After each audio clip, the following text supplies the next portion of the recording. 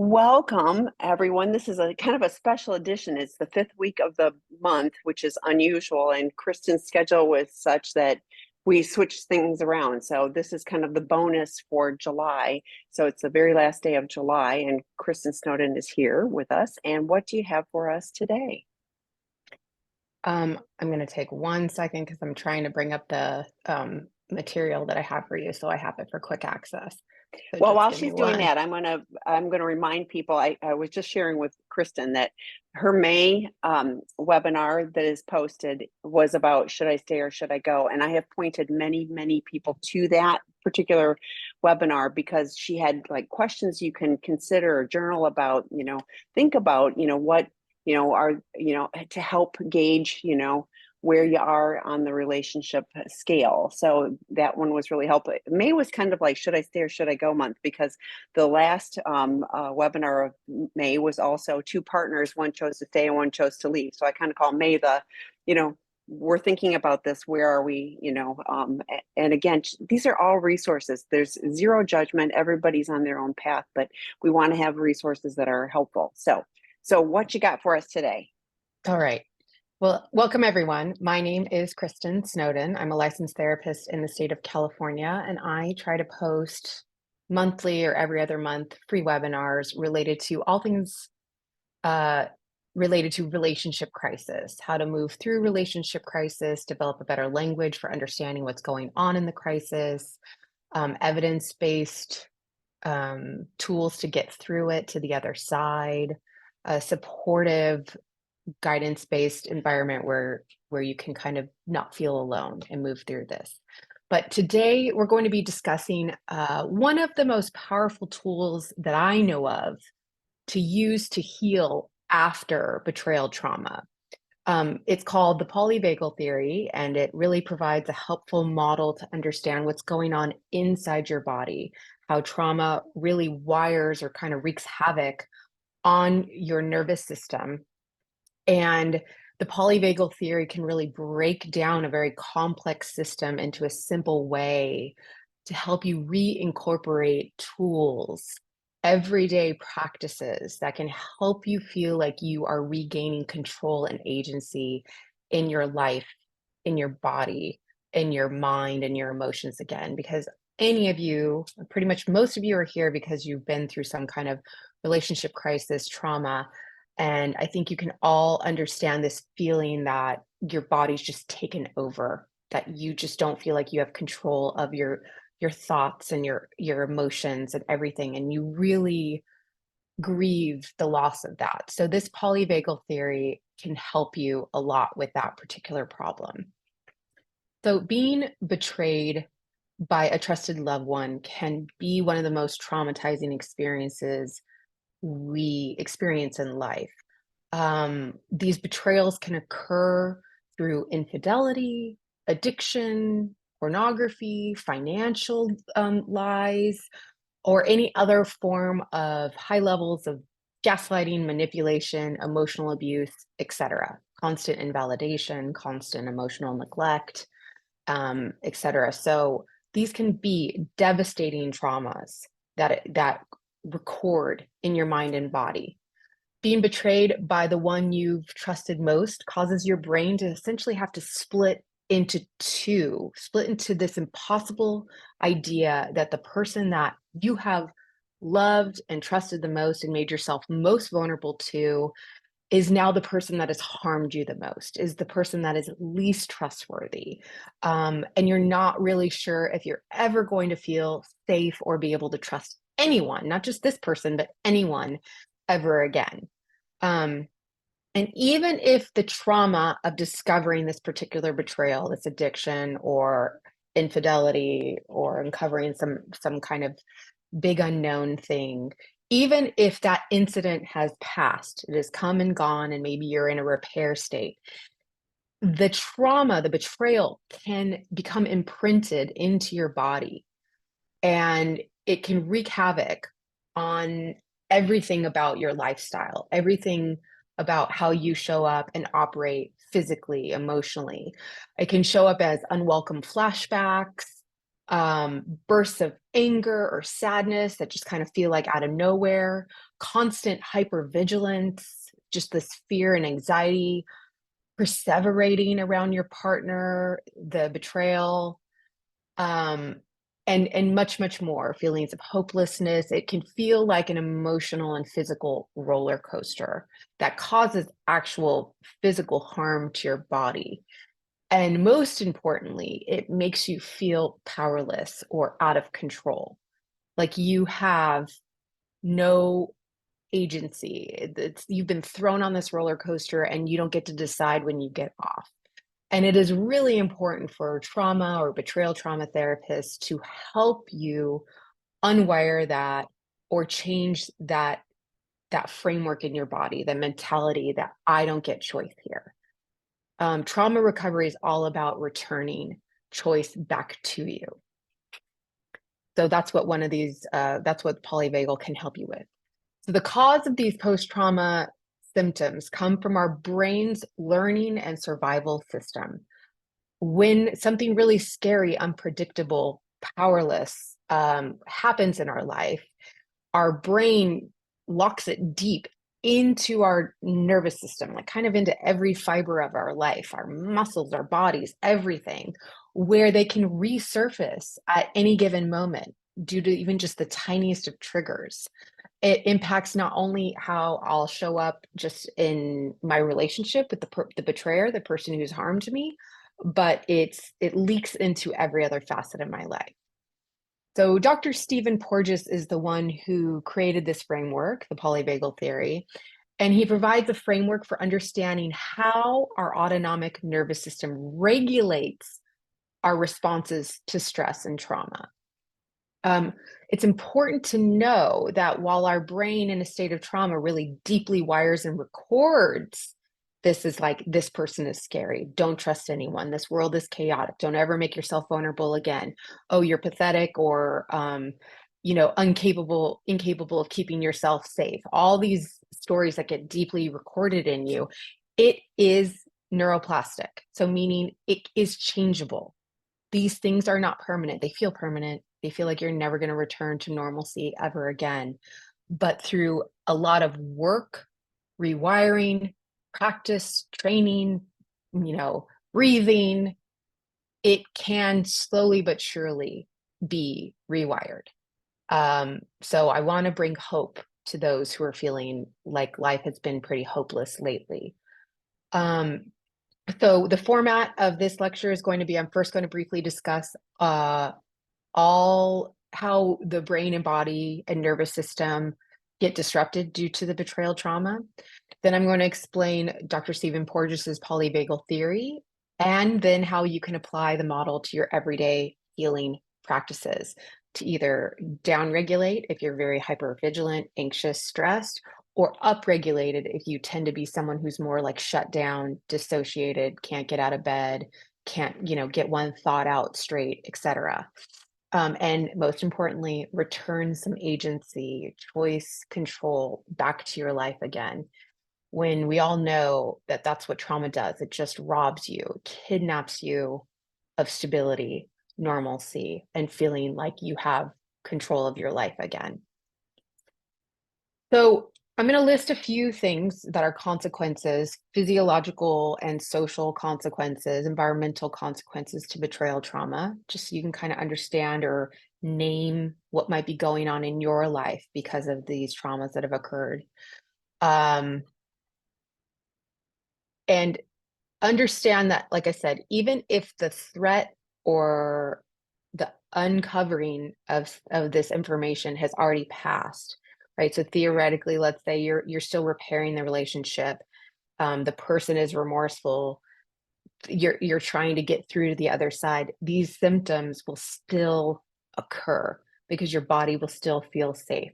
But tack on the fact that if none of that has happened, your betrayed partner is still acting out, you're still getting trickle disclosures. Maybe you are getting met with someone who is invalidating or not remorseful for what he or she has done. These symptoms will just be increased, on many, many different levels.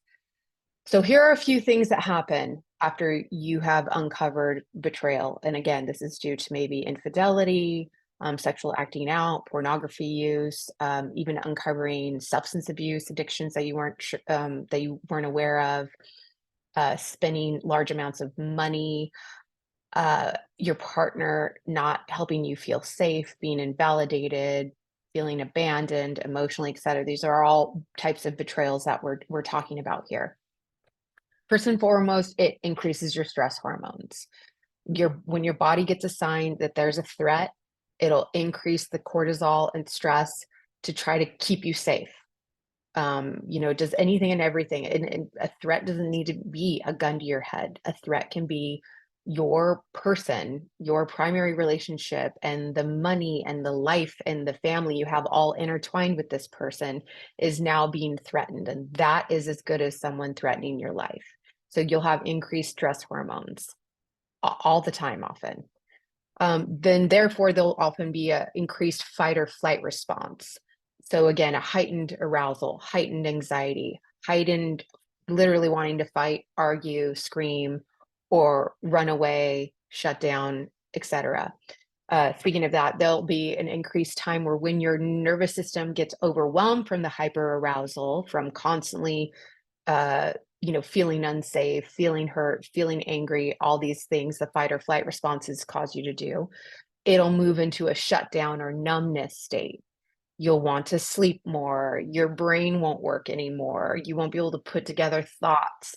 You'll find yourself dissociated. There's this concept called depersonalization, where you just kind of feel like you're removed from your body and you feel like you're like watching what's happening from an outside window looking in, like, is this my life? I can't believe this is my life. This is like just a terrible show I'm watching on TV.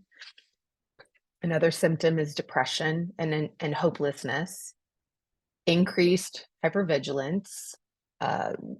Many of you betrayed partners have gotten PhDs in detective work, searching computers, searching phones. You could join the CIA or FBI after all of this, because you become so masterful at managing your hypervigilance, trying to find out if your partner has been lying to you or acting out still. Disrupted social engagement. This is huge. But like I said, when you have found that your primary partner is not trustworthy, your brain cannot be that specific. It can't just be like, oh, only this person's untrustworthy, so I'm only gonna struggle with trusting this one person.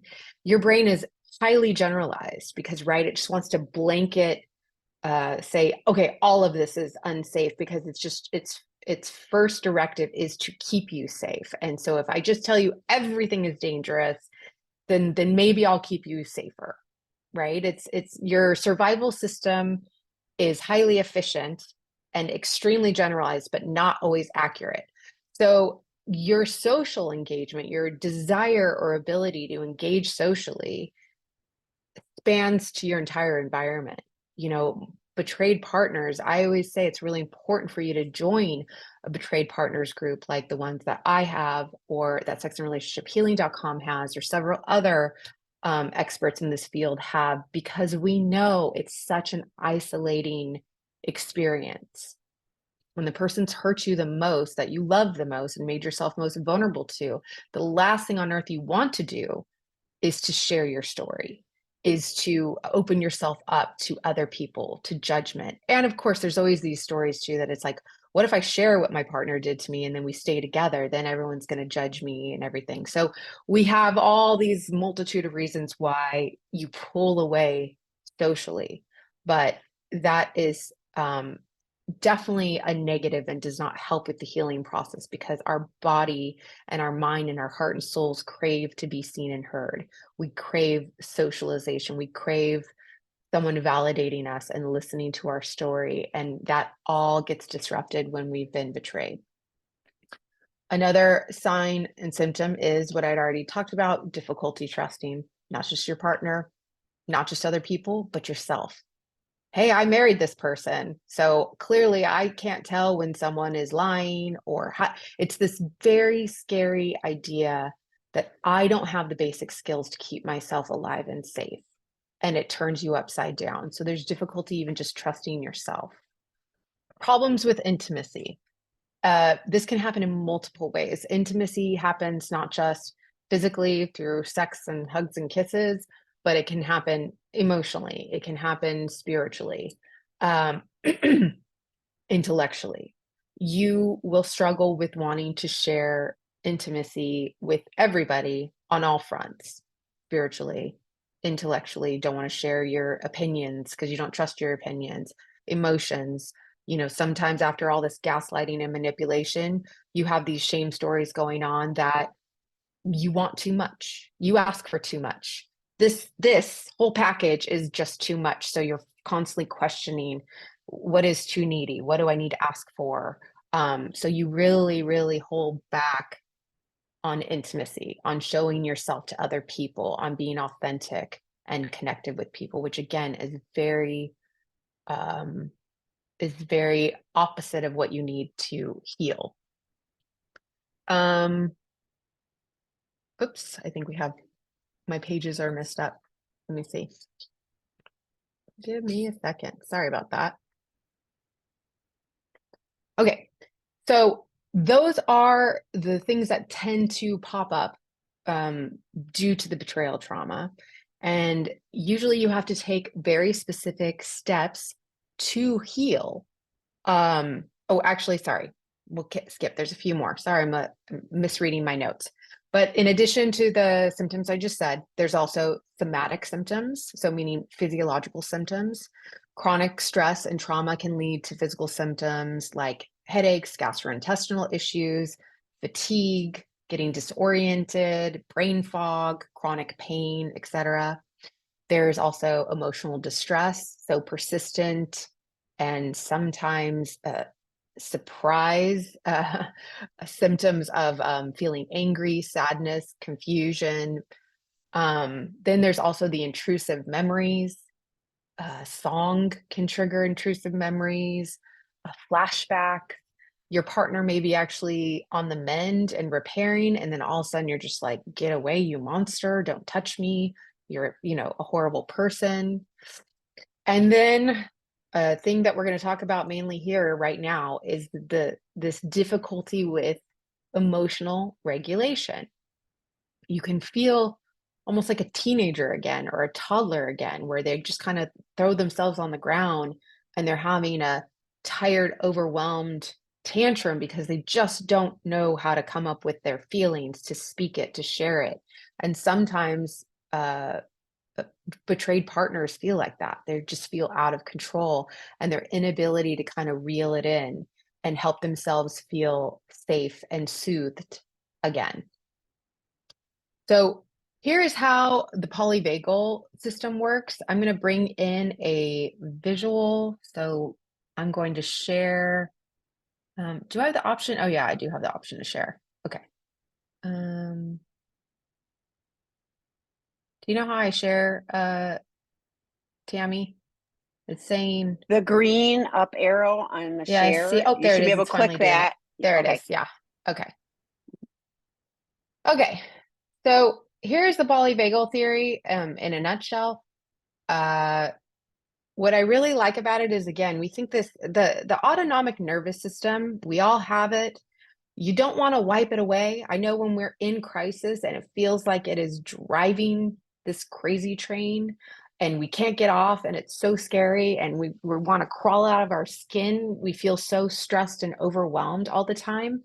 We wish that we didn't have this survival system, but we still want the survival system to help us jump out of the way of a car that's moving too fast, that has a reflex that pushes down on the opposite leg when we step on something sharp with one leg. We want these reflexes and responses, but we also want to constantly keep in mind that we have this thing called the prefrontal cortex. It is the higher functioning version of us, of this, and thank God for it, because it can always override a trauma system. And I want you to realize that. So Stephen Porges, let me just tell you a couple important things. The autonomic nervous system is an automatic involuntary system in our life. It is running on the backdrop all the time. So every time you enter a room, every time you open your eyes or hear anything, it is all about listening. First and foremost, noting threats. Who's moving in a funny way, tones of voice, nonverbal cues, looking around in our environment, hearing things.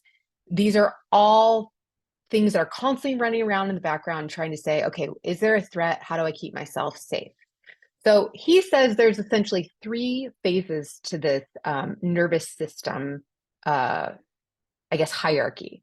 He says first there's the ventral vagal state. So ventral vagal is we're social, we're engaged. So let's say we're talking to a good friend, or we're in a meeting and engaged in the meeting, or we're having a good time and doing something fun with some family. This is the safe, social, connected, engaged phase. This is when we're able to be present, when my prefrontal cortex is able to be Kristin, when I can think about consequences, when I can think about who am I and how do I want to show up, doing actually real intimacy, like I said, physical, emotional, intellectual, spiritual connection. However, when our body feels any kind of level of threat, and remember, it's overgeneralized and it's very highly overreactive, it'll slip into 1 or 2 other phases, which is the sympathetic phase. By the way, don't confuse that with the word sympathy. It has nothing to do with that. Sympathetic actually means heightened. So mobilized, fight or flight responses that kind of rush us with cortisol, rush us with stress hormones, saying, what do I need? Do I need to fight this out? Do we need to run away from this? How do I get out of this stage? Or this level of threat? What do I need to do? Do I need to scream? Do I need to fight back? Do I need to become a highly trained detective to constantly search my partner's phone and websites? This is all sympathetic. It's kind of creating this list of things that you need to do. It's the action part of the nervous system. Move into action, mobilized. Then when your nervous system gets entirely overwhelmed, it gets flooded because it's exhausted, it'll move into dorsal vagal.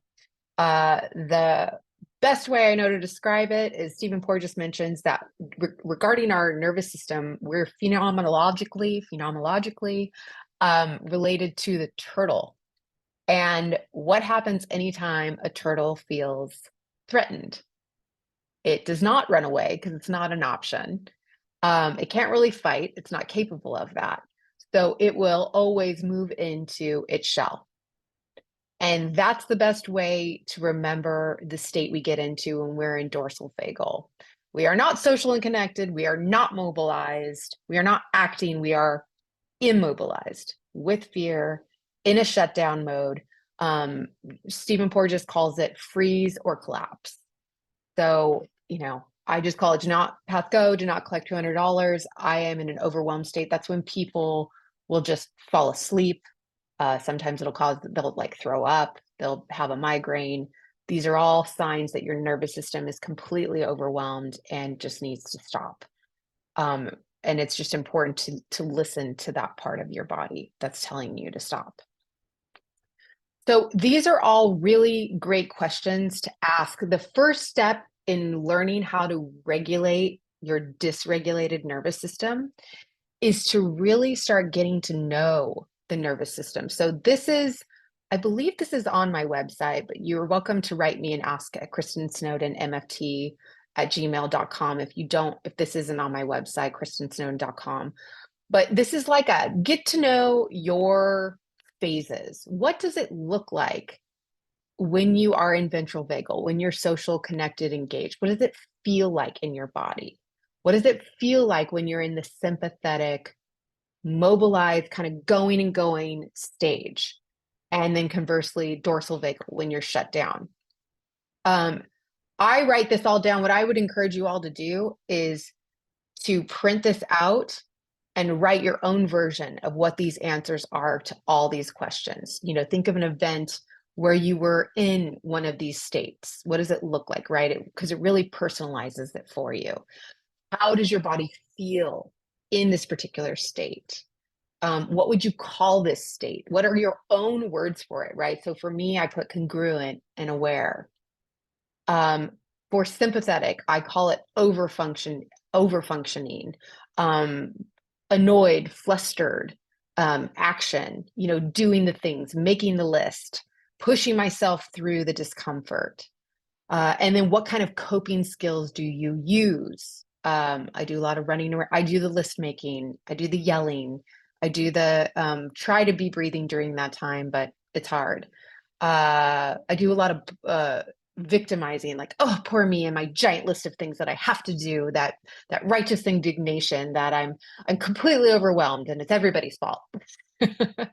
That's a calm version of the sympathetic state.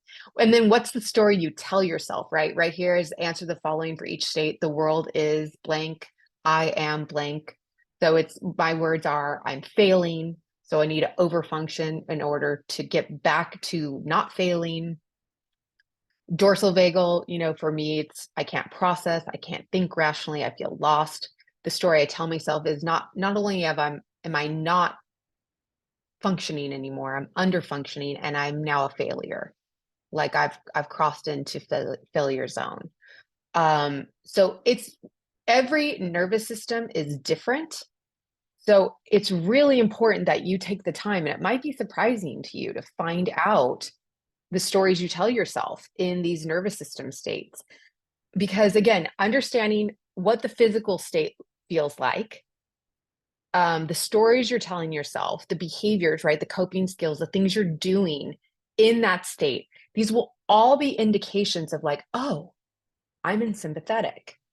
Something happened. Stop, look, and listen. What was the threat that caused me to get here? And then you can start moving from there. So again, it's re-inviting agency to your life, re-inviting choice and control to your life. Because remember, you don't have control of the environment, but you have control of yourself and what you want to do in these moments of crisis. So first, get to know your nervous system. The second is start identifying skills for up and down regulation. So a thing that I definitely have on my website is it's called like a self-care menu. It's on kristinsnowden.com.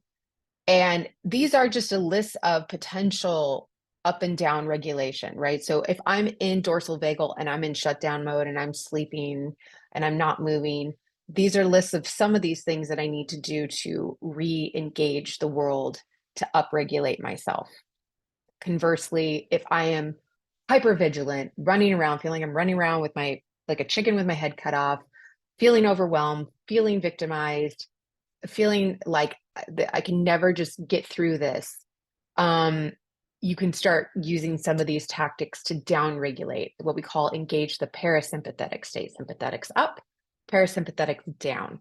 A little note, by the way, the most accessible intervention is always breathing. A little fact, when you breathe in, you upregulate your sympathetic system. When you exhale, you downregulate.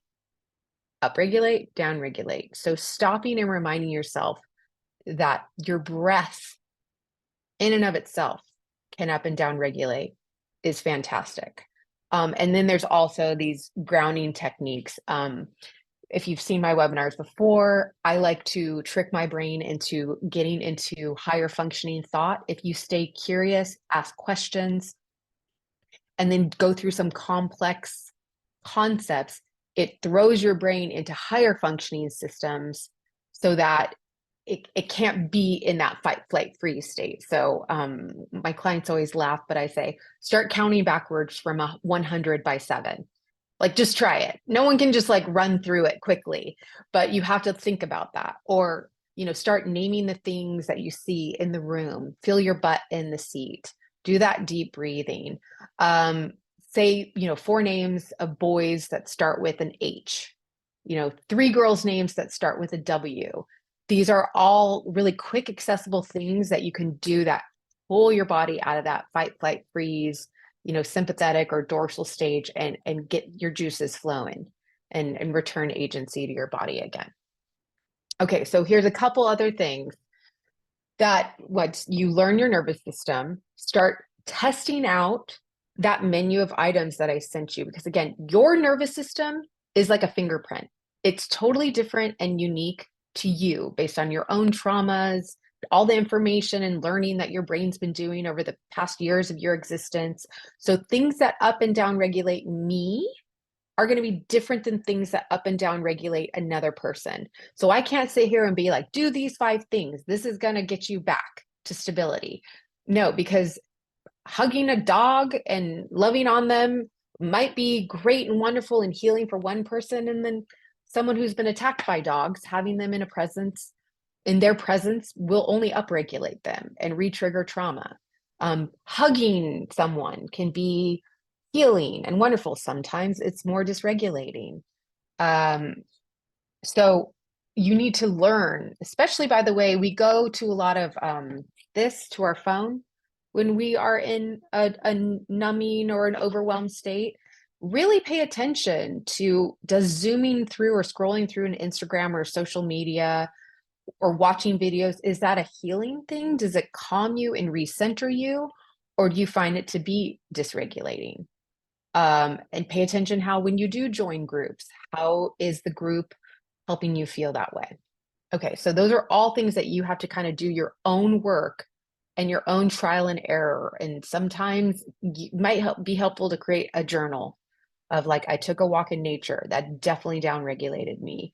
I called my friend Susie and she only upregulated me. But then when I called my friend Joni, that helped. So Joni's more helpful. Susie's not so much helpful. Things like that. Talking to a therapist helped. Joining a group helped, etc. Okay, so let's go over some other things that you can do. Promote a safe and calm environment. Create your own safe environment, because God knows you don't have control of your partner if he or she will ever be in recovery or tell the truth ever again. You can't control how other people might judge you or the situation. You have to work really hard to try to create your glimmers, your moments of stability, of like, I can do this, I can survive, I can make meaning from this somehow, some way, and grow from this somehow, some way. You might need to reduce noise. You might need to set your phone down. You might need to dim the lights, create some comfortable, secure space. Some people need to move out of the rooms or out of the homes of the acting out partner, because that's just creating a safer space for them. Go on a trip away from them. I don't know. You got to think about that. Re-engage that ventral vagal stage, right? That social, connected, engaged stage. That will help. When you are looking into the eyes of a safe, downregulated person, I always joke, we have superpowers, right? I can walk into a room and I can use my hands and gestures and the tone of my voice to upregulate everybody else. And sure enough, we're such social creatures that if you watch me and engage me, your stress hormones and your heart rate will suddenly match mine. And conversely, if I can show up in a room and be calmer and use calm eye contact, slow body movements, slow breathing, validating comments, affirming comments, my downregulated nervous system will help your nervous system match. So engage that social ventral vagal system. You need social connection, safe face-to-face connection. You do, as scary as it is, need intimacy. You need to go to a place and space where you can share your story. It usually has to be with other people who've suffered and struggled in a similar way, so they can understand and they can hear it and validate it in a non-judgmental way. But you need to share your story. You can't keep it all up here. It's not going to work, and it's not going to ever process out. You need to incorporate using body techniques. So Professor Van der Kolk, The Body Keeps Score, he talks about how much your body locks in trauma and stress, and how actually important it is to use the body to release it. And actually, Peter Levine, who created somatic experience, a therapeutic intervention, he watched wildlife for a long time when they've been exposed to threats and harm, and they find they have a very physical way kind of having like seizures and convulsions and working out the traumatic stress experience, and then move back into the herd and carry on in their life. So it is important. It sounds so crazy, especially, I'm a type A control freak that like I do the power yoga, but I would never want to sit for the 10 minutes afterward where they just lay there. Just felt like made no sense to me, or just doing nothing. And I don't do nothing. I always produce. That, always sympathetic state. And it's important to incorporate those things where you're just doing mind-body connection. You're just paying attention to, how am I feeling? Where am I feeling it? Internal family systems, Dick Schwartz stuff, his parts work. He has a lot of free stuff on the internet. Frank Anderson's the other guy too, you can search, where they just do meditations about, what's upsetting to you right now. Let's talk about the anxiety. Does it have a name? What are the stories around the anxiety? How do you feel towards the anxiety? If the anxiety wasn't anxious all the time, what would it be afraid would happen? If it let go of the anxiety, what would it be afraid would happen? These are all, again, my 20-something-year-old self would be kicking my 44-year-old self butt and be like, that's such hippie, crazy stuff. But it's important. There is a mind-body connection that is so important for you. A social connection and a mind-body connection that you have to use to move through the trauma. So mind, body, deep breathing, practice diaphragmatic breathing, breathe deeply, belly breathing, do those physical scans in your body, do body-based therapy like yoga, Tai Chi, dance therapies, sing and dance in the kitchen, gentle movement, big giant fat movement, punch pillows. Like you got to do it. Try it. Working out, things like that, going for walks, progressive muscle relaxation. I talked about this for a second, but practice mindfulness and meditation. Engage in these practices, connect with the awareness of it. Again, you're trying to move out of that sympathetic doer, I'm just doing and I'm over functioning, and that under functioning where I'm shut down, and we're trying to move back to being aware and present and congruent of, okay, what were my goals? What am I going for here? Who am I? What are my boundaries? What are my non-negotiables? How do I want to show up? That all happens in ventral vagal. So we're trying to bring back the present, the now, not be taken back onto that trauma roller coaster where we are going down crazy town. So next is engage in the soothing activity. So again, that menu of items, find out what is soothing. Sometimes massage is soothing. Sometimes it's the worst place in the world to lay there and have someone touch your body, especially the nature of betrayal trauma due to like sex and pornography addiction. But some people, that might be great for them. So you need to figure out what kind of soothing activity works for you. Some kind of hobby, nature exposure. Find out what it is. Grounding techniques, comforting rituals, right? There's some people, the ones I think who kind of make it out, have these rituals where they do their group, they go to their meetings, they do their book studies, they have their coffee or tea in the morning, and they go to their therapist, they go for a walk with their dog, they have the daily check-in with their partner.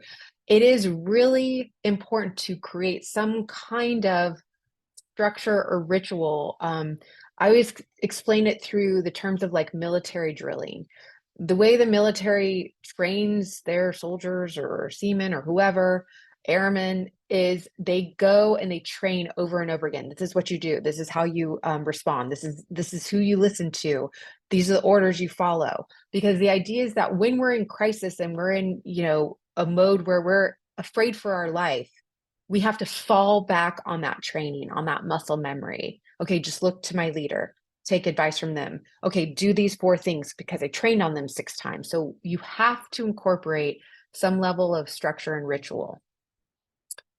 Use sensory and auditory stimuli, visual, auditory stimuli, temperature regulation. So warm baths, cold packs. Someone was talking about how they use sauna and cold plunge. and it works really well for them. It helps really heal or just restabilize their nervous system.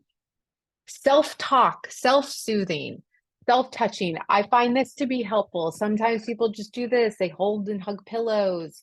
Doing the eye stimulation. There's also the bi tappers. I'm trying to find my bi tappers, but they buzz in each hand, buzz, buzz, buzz, buzz, buzz, or listening, auditory stimulation. Those can all be helpful stimulation. Let's see what else. Therapy. Obviously, you can go to a well-trained therapist who knows how to use trauma-informed therapy, such as EMDR, eye movement desensitization reprocessing, somatic experiencing, internal family systems, and collaboration and supportive approach. Remember, social engagement with safe, non-judgmental people is very, very important to the healing process. So try to identify. Don't lock yourself up or isolate yourself. Go out to these betrayed partners groups. Maybe the first one doesn't work. Maybe the second one doesn't work, but you have to find a group of people. I've been really fortunate. All of my groups, I run into phenomenal men and women who show such strength and courage. I admire them all deeply. And one of my greatest joys is watching them all find each other under such sad, heartbreaking circumstances. But it's incredible to see them support one another, validate each other, and make meaning from this tragedy, and that they've been able to reach out across the country or across the world and share their stories and comfort others who've struggled in a similar way. That is so healing, in my opinion, and I would really encourage you all to do that. And so just, I'm going to remind you, look at that menu of self-care options. I have other videos on Stephen Porges's autonomic nervous system polyvagal theory. Reach out to me, Kristin Snowden, MFT at Gmail, or I'm on Instagram, or subscribe to my YouTube channel. These are all ways to reach out to me for resources. And that's it.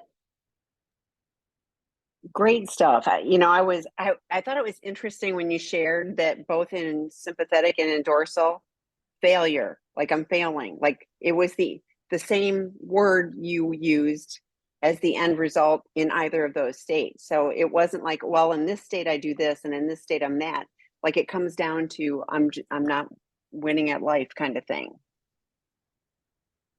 Yep. It's the story you tell yourself. And I always find Yeah. the story you tell yourself is tied into your shame stories, right? For those of you who Oh, yeah, follow that makes me, sense. you Yeah. know, I talk about one of the big hits from this betrayal is it really brings your shame up to the surface, and you really have to do work around that. But you'll find it's tied in, right? One of my biggest stories is that I am valuable as long as I'm productive, I'm producing, I'm offering something to the world, and, you know, I'm doing it in a um, you know, effective manner. And when I'm in crisis, or when my plate's too full, it starts breaking down, and it's bringing up those shame voices. Oh, well, who are you then if you have to like start saying no to clients? Who are you then if you can't produce these 25 things today? Like, you gross, you're just lazy then. You're failing, you're breaking down. So you really find out that the nervous system ties into that shame story, and they're really intertwined.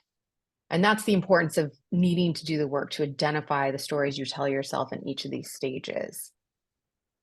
I think it's really important. And you said, have the list of things. And I think it's be prepared, and like, yeah, all great to hug your dog, but if you're not home where your dog is, you better have some, like, I think it's having a plan and multiple options that, can be implemented wherever you are and feeling dysregulated. So, you pulled up your phone, and I was like, the thing to have on the phone is, what is my list of things I need to try, and if this one Right. isn't working, breathe. I'm with you though, breathing, like, and I do the 4-7-8, and in 2 minutes, it's like I'm, and so, and there's other breathing exercises. That's a short one, because like they do the shavasana thing at the end of whatever class, and I'm just going like, well, what should I be doing, like, so Right.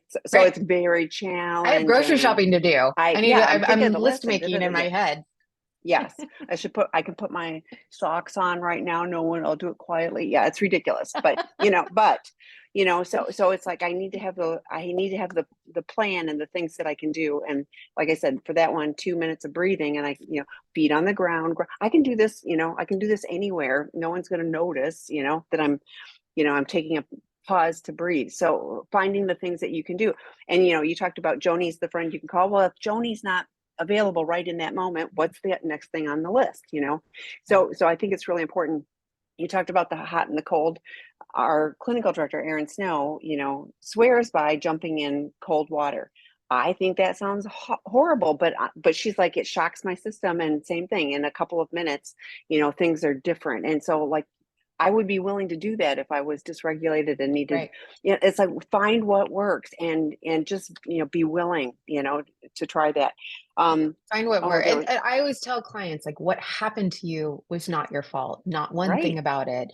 Your partner had choices, and he or she decided to lie and manipulate and keep really important information from you. None of that is your fault. And I'm sorry you've been traumatized.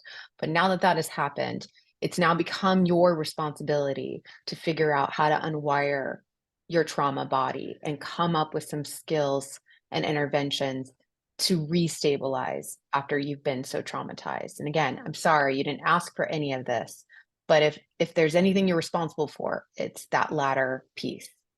Yes, and I love Gabor Mate, and I won't quote it right, but it's like, you can't make that unhappen, but how you move forward is what you can choose. Just, taking on to what you're saying, it's like that this happen and life happens. It isn't like this is a massive betrayal, but there's other stuff in life that is, hurts and betrayals and traumas and, dysregulating in general. So using these tools for whatever is showing up in your life as dysregulating, is an opportunity to, come back to our thinking part of our brain and, handle life, differently and hopefully better and calmer, being congruent. I love that you use congruent. I want to be congruent. I don't want to be scattered all over the place and, and just not, life gives you lots of stuff and you're not always going to be serene, but you can mostly deal with life in a congruent and serene manner, regardless of the circumstances, if you're able to show up for yourself in your vagal portion of your system. So, okay, ventral vagal. So, okay, question. And we'd welcome more questions. We've got some time. So, I am both a betrayer in recovery and have been betrayed. Unfortunately, some of my strongest betrayal trauma triggers come up during the act of physical intimacy with my wife. How do you recommend I employ some of these techniques without ruining the experience?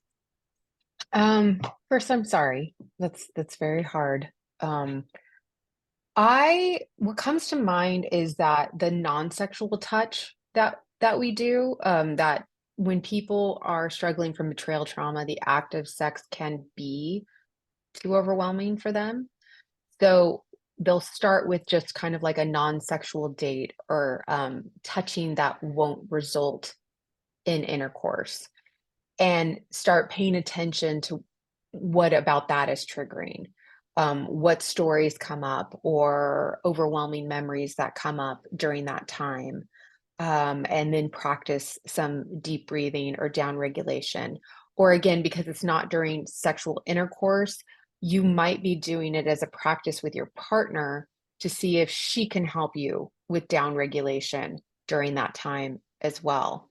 Where you guys can kind of figure out between the two of you when you get these bad flashbacks or when you want to push her away or something intrusive is coming in and ruining the intimate moment, see if there's something that she can say or do or show up for you in a certain way that helps with that.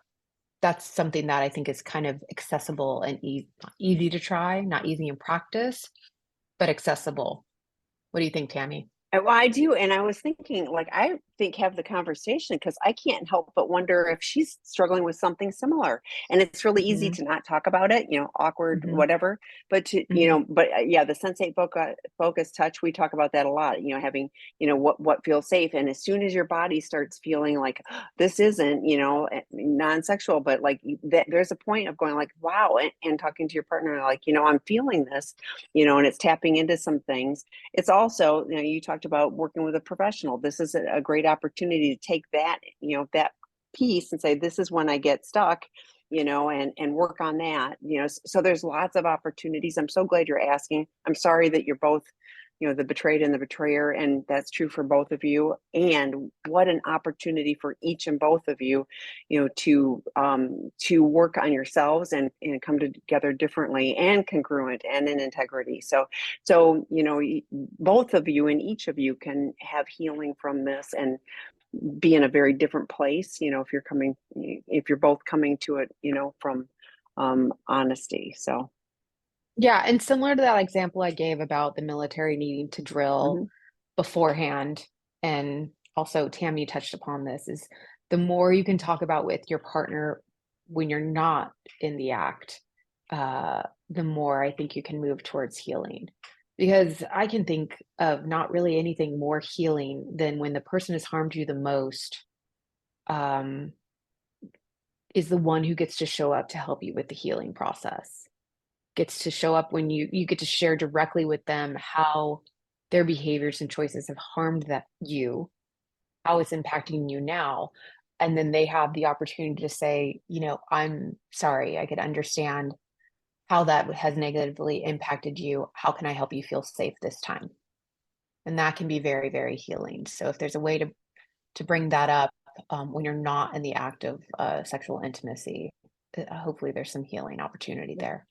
I wonder if even during the act of sexual intimacy, it's like, like if you stopped and just said, I'm struggling right now. Can we just hold each other? Like I just need a moment. Like, wow, that could be a really powerful thing, rather than it being like it's performance. We're starting and we have to have this amazing experience and this is what it's got to be.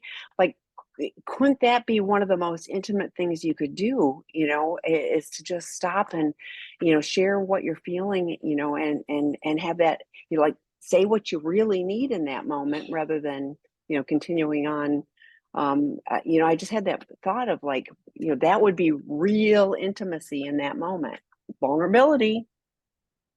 Yeah, well said. Okay, so the next one, betrayed husband here, sex addiction is not necessarily involved. Do you know of any true group therapy that targets unfaithful women where sex addiction may or may not be involved? Do you know any of any group therapy that allows men, for my situation, Yes, co-ed or men only? I now have a co-ed betrayed partners group because my heart hurt for all the men that would reach out to me and not have a place and space to talk about this. So I actually do have right now I have a betrayed partners group. There's 14 of them. I'd say there's 5 men. The Hmm. rest are women. And some are experiencing infidelity or betrayal trauma because of sex addiction. But there was maybe a season of betrayal and infidelity, right? Versus like a more consistent long-term pattern of addictive, compulsive behaviors. So I've done it twice so far. So far, so good. So yes, check out KristinSnowden.com. And I now have a co-ed group. I've tried, just for the record, men's only, and I never get interest in the men's only for some reason. But co-ed, I've been successful so far. Oh, and we have one men's only drop-in group. So I've just put the link. So where you found this webinar, there's drop-in groups, and there's one on Tuesday nights that is men only. And it's betrayed partners. It's not just because the partner was a sex addict or a love addict, etc., but has been betrayed. The Sunday night drop-in group is also mixed gender.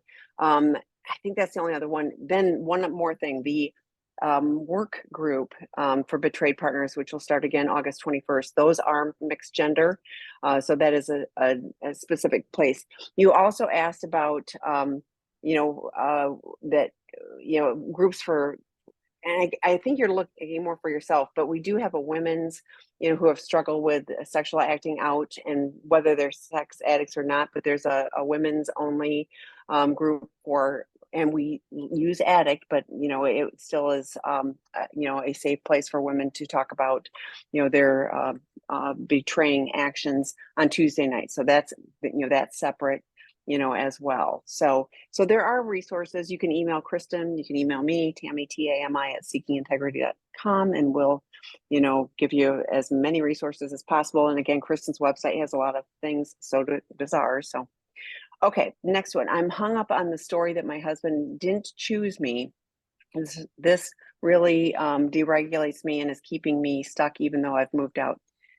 I admit to fluctuating between fear and anger, and I'm disappointed when my doctor says I still need to be on meds for anxiety and mild depression. Are these feelings normal? Will this ever get better? I'm 1 year post blow up. I hear the hopelessness, like you were talking Yeah. about, like that Oh my God. hopeless spot. Well, first of all, I want to normalize this one overwhelming story that you tell yourself. I had a client who the overwhelming story she had was, I just can't believe he sold me short.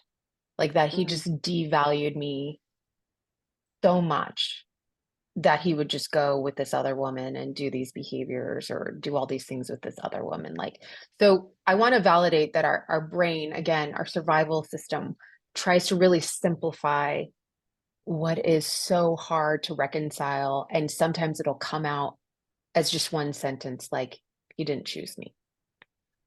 It doesn't consider all the other things, like maybe the husband was never really willing to turn the mirror on himself and own how he harmed you.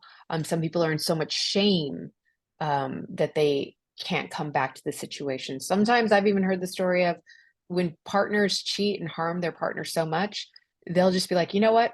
If it was me and I had someone treat me the way that I've been treating this woman or man, I would wish that they just closed the door on me and ran away. And so I never had to be with them again.